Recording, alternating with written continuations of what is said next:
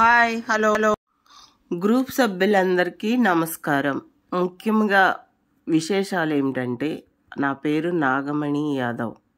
నేను ముఖ్యంగా మీకు కొన్ని విషయాలు మీకు చెప్పాలి అనేసి అనుకుంటున్నాను.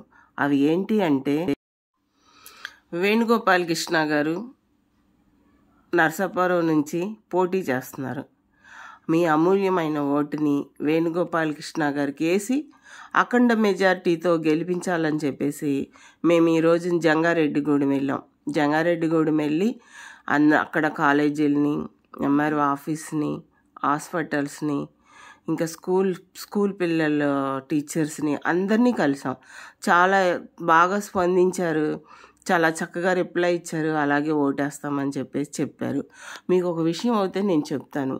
కట్ట వేణుగోపాల్ కృష్ణ గారు నాకు తెలిసినంత వరకు, నాకు 5-6 ఏళ్ళుగా నాకు తెలుసు. నాకు ఒక మంచి బెదర్ లాంటి వాడు, అంటే మంచి బెదర్ అంటే మా సొంత అన్ని లాంటి వాడే.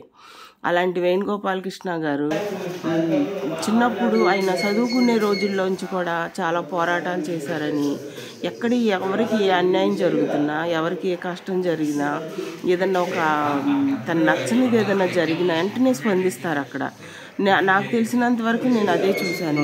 అలాంటప్పుడు ఇప్పుడు దేశంలో ఎన్నో అరాచకాలు, ఆడపిల్లల మీద హత్య ప్రయత్నాలు, ఆడపిల్లల్ని చంపేయటాలు, అలాగే ఉద్యోగం లేవు మనకి. రైతులు చూస్తే రైతులు చాలా సరైన గిట్టుబాటు ధర లేక చాలా అలమటిస్తున్నారు రైతులు. ఇంకా మళ్ళీ జాబ్స్ లేవు. స్కూల్ చూస్తే స్కూల్ ఫీజులు, ప్రైవేటు స్కూల్లో ఫీజులు ఎక్కువైపోతున్నాయి. మన నిత్యావసర సరుకులు ఇంకా రేట్లు దిగలేదు. చెప్పుకుంటూ పోతే చాలా ఉన్నది చాట భారతం. ముఖ్యంగా ఆడపిల్లలు మార్నింగ్ లేస్తే చాలు అదే న్యూస్. నాకు అసలు కళ్ళంటే ఒకసారి నీళ్లు కారిపోతూ ఉంటాయి. ఇలాంటివన్నీ ప్రశ్నించాలంటే ఒక బీసీ నాయకుడిగా చట్టసభల్లోకి వేణుగోపాల్ కృష్ణ గారు వెళ్ళాలి, ప్రశ్నించాలి. ఎందుకంటే ఆయనకి చిన్నప్పటి నుంచి అది అన్నతో పెట్టిన విద్య కాబట్టి ఆయన ప్రశ్నించగలరు. ప్రశ్నించేవాడిని మనం పంపించటం మన బాధ్యత. బీసీలు అధిక శాతం ఉన్న బీసీలు, ఎస్సీ, ఎస్టీ, మైనార్టీలను కలుపుకుని ఆయన్ని అసెంబ్లీ మన చట్టసభల్లోకి ఎందుకు పంపలేం చెప్పండి? మనం తలుసుకుంటే పంపగలం. మీరు రాజకీయ నాయకులకి భయపడుతున్నారు అనేసి మీరు ఏదో అంటారు, రేపొద్దున మనకి ఏదన్నా చెయ్యరా అనే ఆలోచనలు పక్కన పెట్టేసేసి మనం ముందుకెళ్ళేది ఆలోచించండి. మీరు ఇప్పుడే మీరు పిరికోళ్ళలాగా రేపొద్దున్న ఆ రాజకీయ నాయకుడు ఏం చేస్తాడో ఈ రాజకీయ నాయకుడు అంటాం.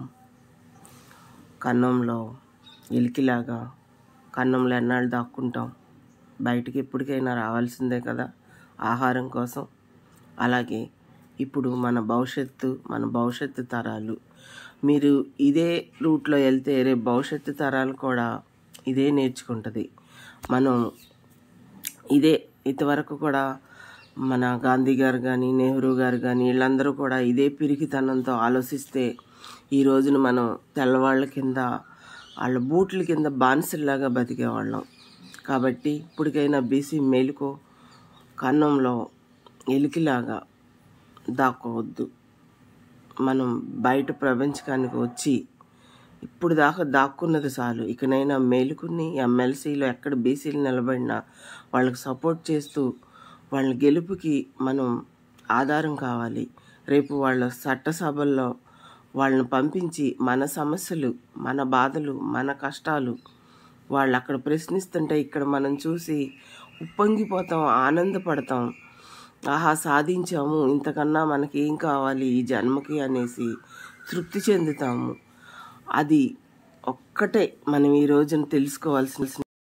అలాగే సావిత్రిబాయి పూలే అమ్మ ఎన్ని కష్టాలు పడింది ఒకసారి గుర్తు చేసుకోండి. ప్యాడ్ నీళ్ళు కొడుతుంటే మళ్ళీ వెళ్ళి బ్యాగ్లో పెట్టుకున్న చీర మార్చుకుని వాళ్ళకి చదువు చెప్పి ఈ రోజున పూజలు అందుకుంటున్నారు.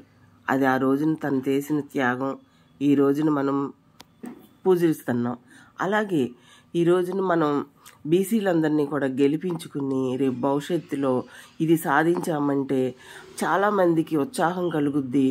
మనం ఏదైనా సాధించగలం, అందరం ఒకటవుతే అని చెప్పేసి ముందుకు వెళ్ళటానికి అవకాశం ఉంటుంది. కాబట్టి ఎస్సీ, ఎస్టీ, మైనార్టీని కలుపుకుని మనం బీసీలందరినీ కూడా గెలిపించుకుంటూ మనం ఏదైనా సాధించగలం అని చెప్పేసి మనం ప్రభుత్వానికి నిరూపించుకున్న రోజునే ఈ జనాలకి భయం పోయి ఉత్సాహం కలుగుద్ది. ముందుకు వెళ్ళటానికి వాళ్ళు వీళ్ళంతా నాకు సపోర్ట్ ఉన్నప్పుడు నాకేం భయంలే అని చెప్పేసి ప్రతి బీసీ ఆలోచిస్తాడు. దానికి ఈ గెలుపొక్కటే ఉదాహరణ.